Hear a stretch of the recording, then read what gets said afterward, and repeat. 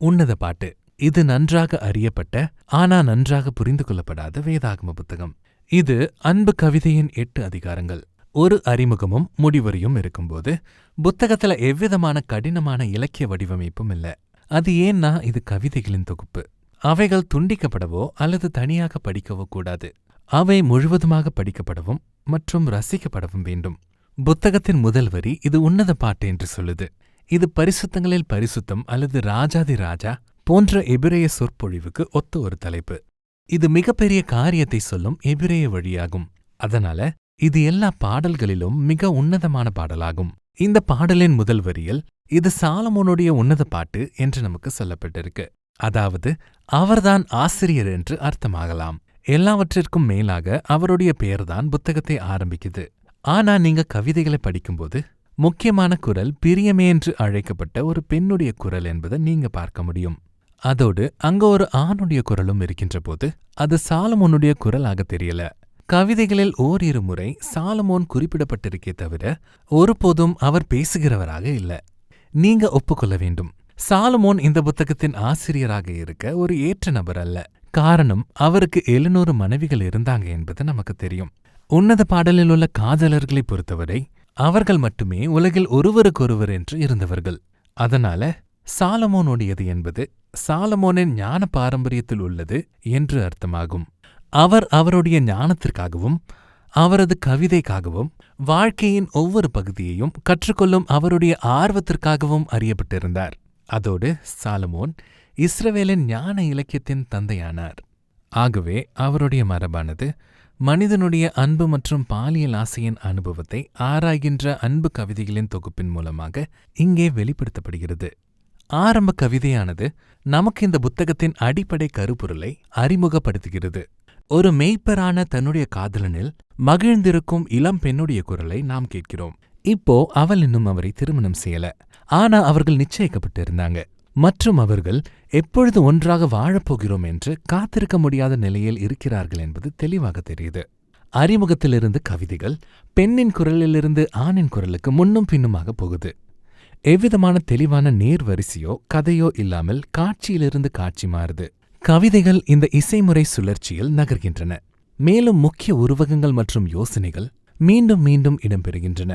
இந்த கவிதைகளை ஒன்றிணைத்த அடிப்படை கருப்பொருளில் ஒன்று இந்த ஜோடி ஒருவருக்காக ஒருவர் வைத்திருக்கும் தீவிரமான ஆசைதான்.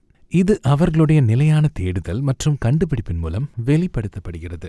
ஆரம்ப கவிதைக்கு பின்னால அவர்கள் பிரிந்திருக்கிறார்கள், ஆனா ஒருவரையொருவர் தேடிக்கொண்டே இருக்கிறார்கள். எனவே இந்த பெண் கூப்பிடுகிறாள், அல்லது அவள் தன் கனவிலிருந்து எழுந்திருப்பாள், அல்லது தன் காதலனை தேடுவாள் மற்றும் ஒன்றுக்கும் மேற்பட்ட முறை அவர்கள் ஒருவரையொருவர் கண்டுபிடிக்கிறார்கள். அவர்கள் தழுவிக்கொள்வார்கள். பின்பு காரியங்கள் சற்று விறுவிறுப்பாகும்போது காட்சி திடீர்னு முடியுது. புதிய காட்சி தொடங்குது. அவர்கள் பிரிந்து ஒருவரையொருவர் தேடுறாங்க. அது அப்படியே தொடர்கிறது. மீண்டும் மீண்டும் வரும் மற்றொரு கருப்பொருள் என்னன்னா, இவர்கள் ஒருவருக்காக ஒருவர் கொண்டிருந்த சரீர ஈர்ப்பின் சந்தோஷம். பலமுறை அவர்கள் நிறுத்தி இந்த விரிவான உருவகங்களுடன் ஒருவரையொருவர் விவரிப்பாங்க.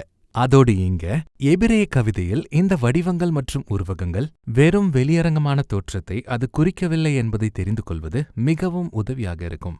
இங்கே சொல்லப்படும் உருவகங்களின் அடிப்படையில் நீங்கள் ஒரு படத்தை வரைய முயற்சி செய்தால் அது மிகவும் விசித்திரமாக தோன்றும். நீங்க செய்ய வேண்டியது என்னவென்றால் ஆண் மற்றும் பெண்ணுடன் தொடர்புடையதாக இருக்கும் இந்த உருவகங்களின் உள் அர்த்தத்தை எடுத்துக்கொள்ள வேண்டும். நீங்க இந்த கவிதை சூழ்ச்சிகளை படிப்பதால் பதற்றமானது இவர்களுடைய ஆசை, மகிழ்ச்சி மற்றும் ஈர்ப்பு ஆகியவற்றுக்குள் வளர்ந்து கொண்டே இருக்கிறது. தொடர்ந்து வரும் இந்த சுழற்சி பாலியல் அன்பின் ரகசியத்தையும் மற்றும் பலத்தையும் கவனம் செலுத்தி உயர்த்தி காட்டும் ஒரு கவிதை வழியாகும். இந்த கவிதைகள் எதை பற்றியது என்று சுருக்கமாக கூறும் விதத்தில் இவை அனைத்தும் முடிவுரையில் ஒன்றாக இணைகின்றன.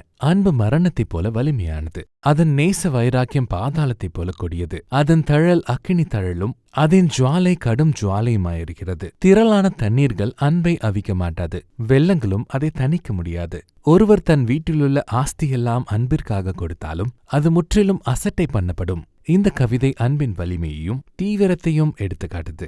எப்படி இவை அழகாகவும் இருக்கிறது, ஆனா ஆபத்தானதும் கூட. நெருப்பைப் போலவே அன்பும் துஷ்பிரயோகம் செய்யப்பட்டால் அது ஜனங்களை அழிக்கக்கூடும், அல்லது அன்பு பாதுகாக்கப்பட்டால் அது ஜீவனை கொடுக்கும். இறுதியாக அன்பானது அறியவும் முழுமையாக அறியப்படவும் மற்றும் மற்றவரால் விரும்பப்படுவதற்கும் ஏங்குகிற மனநிறைவடையாத மனிதனை வெளிப்படுத்துது. அன்பு மனித வாழ்க்கையில் மிகவும் சிறப்பான மற்றும் மறைவான அனுபவங்களில் ஒன்றாகும். மேலும் இந்த புத்தகம் வேதாகமத்தின் ஞான பாரம்பரியத்தின் ஒரு பகுதியாக இது தேவனிடமிருந்து வரும் பரிசு என்று சொல்லுது. இதற்கு பிறகு அன்பை விலை கொடுத்து வாங்குவது சாத்தியமில்லாதது என்று சொன்னதை சாலமோன் செய்ய முயற்சிப்பதை பற்றிய விசித்திரமான கவிதை ஒன்று இருக்கு. அந்த பெண் சாலமோனுடைய கோரிக்கையை நிராகரிக்கிறாள். அதன் பின்பு புத்தகமானது மறுபடியும் பிரிந்திருந்தாலும் ஒருவரையொருவர் தேடுகின்ற இந்த ஆண் மற்றும் பெண்ணோடு முடியுது. அவளுடைய குரலை கேட்க அவன் கூப்பிடுகிறான். அவளுடன் வந்துவிடும்படி அவள் அவனிடம் வேண்டுகிறாள். அப்படியாகத்தான் புத்தகம் முடியுது. முழுவதும் திறந்த நிலையிலே முடிகிறது. ஆனா இது அதிகமாக அன்பை போன்றதுதான். இது உண்மையாகவே ஒருபோதும் முடிவடையாது. ஏன்னா உங்களுடைய பிரியமானவரிடத்தில் எப்பொழுதும் காண வேண்டிய மற்றும் பின்பற்ற வேண்டியவை இன்னும் நிறைய இருக்கின்றன. அதனால உண்மையான அன்பிற்கு முடிவே இல்லை. இந்த புத்தகத்திற்கும் அப்படியே. இப்போ வரலாறு முழுவதும் எழுப்பப்பட்ட பெரிய கேள்வி என்னன்னா, உன்னத பாட்டு என்னும் அன்பு கவிதை வேதாகமத்தில் என்ன செய்து கொண்டிருக்கிறது, ஏன் இடம்பெற்றது? இந்த புத்தகத்தின் 3 முக்கிய விளக்கங்கள் வரலாறு முழுவதும் காணப்படுகின்றன. யூத பாரம்பரியத்தில் இது ஒரு உருவக சம்பவமாக வாசிக்கப்பட்டுள்ளது. ஒவ்வொரு கதாபாத்திரமும் ஒரு அடையாளமாகும். ஆகவே அந்த பெண் இஸ்ரவேலையும் ஆண் தேவனையும் மற்றும் அவர்களுடைய அன்பானது சீனாய் மலையில் தோரா கொடுக்கப்படும்போது தேவனுக்கும் இஸ்ரவேலுக்கும் இடையே பண்ணப்பட்ட உடன்படிக்கையின் அடையாளமா இருக்கு. இந்த காட்சியானது கிறிஸ்தவ பாரம்பரியத்தில் நுழைந்தது. ஆனா கதாபாத்திரங்கள் மாற்றப்பட்டன. அதனால இது கிறிஸ்து தம்முடைய ஜனங்கள் மற்றும் சபையின் மீது வைத்திருக்கும் அன்பை பற்றியது. மற்றும் இந்த விளக்கம் எபேசியர் 5ஆம் அதிகாரத்துல ஒரு கிறிஸ்தவ கணவன் தன் மனைவி மீது வைத்திருக்கும் அன்பானது கிறிஸ்து சபையின் மீது வைத்திருக்கும் அன்பிற்கு அடையாளமாகும் என்று பவுலுடைய வார்த்தையிலிருந்து வந்தது. சுவாரஸ்யமான விஷயம் என்னன்னா, கடைசி 100 ஆண்டுகளில் எகிப்து மற்றும் பாபிலோனில் உள்ள இஸ்ரவேலின் பண்டைய அண்டைய நாடுகளிடையே காணப்படும் தொல்பொருள் கண்டுபிடிப்புகள் மொழியிலும் சாயலிலும் உன்னத பாட்டைப் போலவே இருக்கும் எல்லா வகையான பண்டைய அன்பு கவிதைகளாயிருக்கின்றன. அன்பு கவிதையானது இஸ்ரவேலின் கலாச்சார சூழலின் ஒரு அர்த்தமுள்ள பகுதியா இருந்தது என்பதை நாம பார்க்கிறோம். இது இன்றைய பெரும்பாலான அறிஞர்கள் உன்னத பாட்டு எதை முன்வைக்கிறதோ அவ்வண்ணமாகவே பார்க்கிறார்கள். அதாவது தெய்வீக பரிசாகிய அன்பை பிரதிபலிக்கும் இஸ்ரவேலின் அன்பு கவிதைகளின் தொகுப்பாகும். அதனால அது பண்டைய அன்பு கவிதை மட்டும்தான் என்று அர்த்தமில்லை. இந்த கவிதைகளின் முக்கிய அம்சம் பழைய ஏற்பாட்டின் ஒரு பகுதியாக நீங்கள் இவைகளை படிக்கும்போது தனித்துவமாக தென்படுவது தோட்ட சாயலின் அதிகப்படியான பயன்பாட்டாகும். ஏதேன் தோட்டத்தின் வலிமை வாய்ந்த எதிரொலிப்புகளும் ஆதியாகமத்தின் ஆரம்ப அதிகாரங்களில் திருமணமான தம்பதியினரிடையே உள்ள அழகான இயல்பான காட்சிகளும் உள்ளன. ஆண் மற்றும் பெண்ணின் உருவம் நிர்வாணிகளாகவும் பலவீனமானவர்களாகவும் இருந்தும் ஒருவருக்கொருவர் முற்றிலும் ஒற்றுமையாகவும் பாதுகாப்பாகவும் இருப்பது உன்னத பாட்டின் பின்னணியில் எதிரொலிக்குது. இந்த கவிதைகள்ல சுயநலம் மற்றும் பாவத்தினால் கரைப்படாத ஒரு தம்பதியினருடைய அன்பிற்கு நாம் சாட்சி கொடுக்கிறது போல இருக்கு. இவர்களுடைய உறவு சுயநலம் மற்றும் பாவத்தினால் அறியப்படாதது. ஆகவே இறுதியாக இந்த பாடல் ஒரு நம்பிக்கையை வெளிப்படுத்துகிறது. நம்முடைய சொந்த உறவுகள் சுயநலத்தால் பெரும்பாலும் சிதைந்து போயிருந்தாலும் அன்பு என்பது ஒரு சிறப்பான வெகுமதி மற்றும் இது ஏதோ பெரிதானதை நமக்கு சுட்டி காட்டுகிறது. அதாவது தேவனுடைய அன்பானது ஒரு நாள் அவருடைய அன்பான உலகத்தை ஊடுருவி மாற்றும். இவைகளை பற்றியதுதான் இந்த உன்னத பாட்டு.